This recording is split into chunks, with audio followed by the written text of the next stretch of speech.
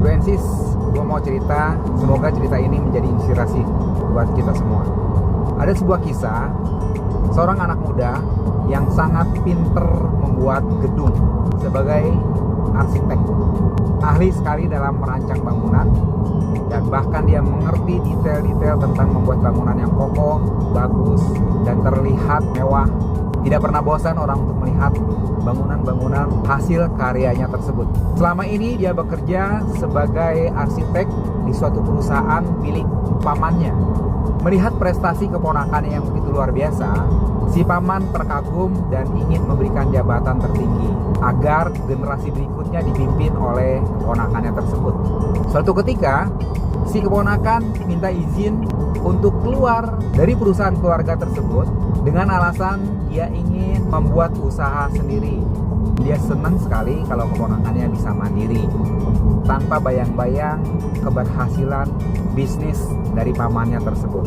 Dan sebagai hadiah perpisahan, pamannya bilang, "Oke, kalau begitu aku izinkan kamu mendirikan perusahaan sendiri, bahkan aku support.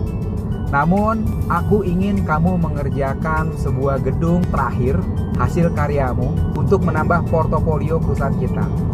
Buatlah gedung ini semewah mungkin, sekokoh mungkin, sebagus mungkin." Setelah berpikir panjang dan diskusi, akhirnya si keponakan pun sepakat. "Baik, Paman, saya akan buat proyek ini menjadi proyek terakhir yang berkualitas, dan ini akan menjadi peninggalan yang terbaik yang akan saya berikan kepada perusahaan ini."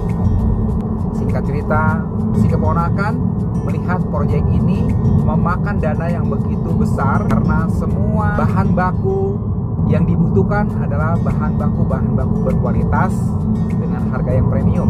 Melihat angka yang begitu besar, ketika dia membuka perusahaan nanti, dia membutuhkan modal.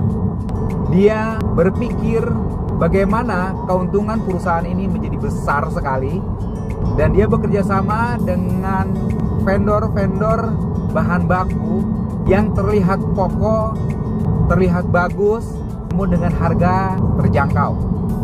Dia memperhitungkan keuntungan yang 3 kali lipat dari seharusnya. Berjalannya waktu, fondasi dibuat, dinding dibuat, dan seterusnya.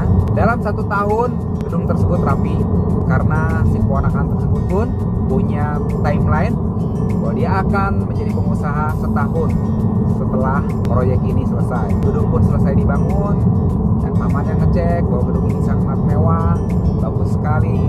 Si keponakan merasa senang karena pamannya merasa puas. Dalam hatinya, dia telah mendapat